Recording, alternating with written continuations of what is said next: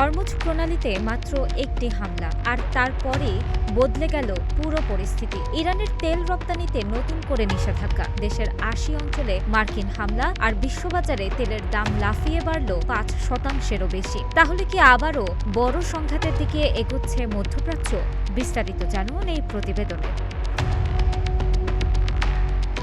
Hormuz প্রণালীতে বাণিজ্যিক জাহাজে হামলার পর ইরানের বিরুদ্ধে আবারও কঠোর পদক্ষেপ নিয়েছে যুক্তরাষ্ট্র। নতুন করে ইরানের তেল রপ্তানির ওপর নিষেধাজ্ঞা আরোপের পাশাপাশি দেশটির ৮০ অঞ্চলে ব্যাপক হামলা চালানো হয়েছে বলে জানিয়েছে বার্তা সংস্থা রয়টার্স। মার্কিন এক কর্মকর্তা বলেছেন, হরমুজ প্রণালীতে জাহাজে হামলা সম্পূর্ণ অগ্রহণযোগ্য। এ ঘটনার জন্য ইরানকে কঠোর পরিণতি ভোগ করতে হবে।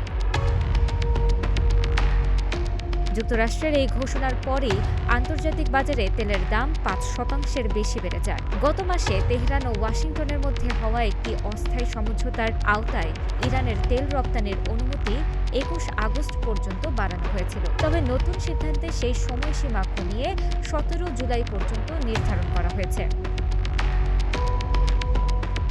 এদিকে ব্রিটিশ নৌবাহিনী সংশ্লিষ্ট সংস্থা ইউকেএমটিও জানিয়েছে, সাম্প্রতিক দিনগুলোতে হরমুজ প্রণালীর ভেতরে ও আশেপাশে ৩টি তেলবাহী ট্যাংকার অজ্ঞাত প্রজেক্টাইলের আঘাতে ক্ষতিগ্রস্ত হয়েছে। যদিও এখন পর্যন্ত এসব হামলার দায় কেউ স্বীকার করেনি এবং ইরানও আনুষ্ঠানিকভাবে কোনো মন্তব্য করেনি।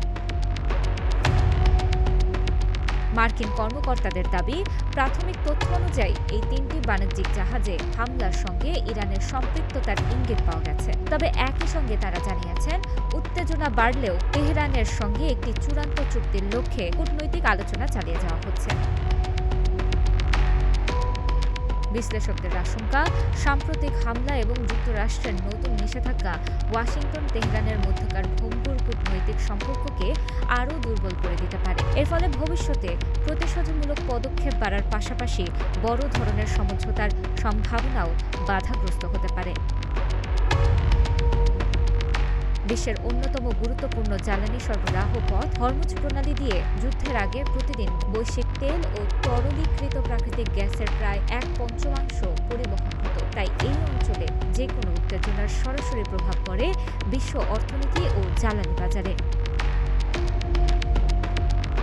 অন্যদিকে তেল রপ্তানি ইরানের অর্থনীতির প্রধান ভিত্তিগুলোর একটি। কঠোর নিষেধাজ্ঞার মধ্যেও সাম্প্রতিক বছরগুলোতে মূলত চীনে তেল বিক্রি বাড়িয়ে বৈদেশিক মুদ্রা আয় ধরে রেখেছিল তেহরান। নতুন মার্কিন পদক্ষেপ সেই আয়ের পথেও বড় ধরনের চাপ তৈরি করবে বলে মনে করছেন বিশ্লেষকরা। তানাসা আফরিন, গ্রিন টিভি ডিজিটাল।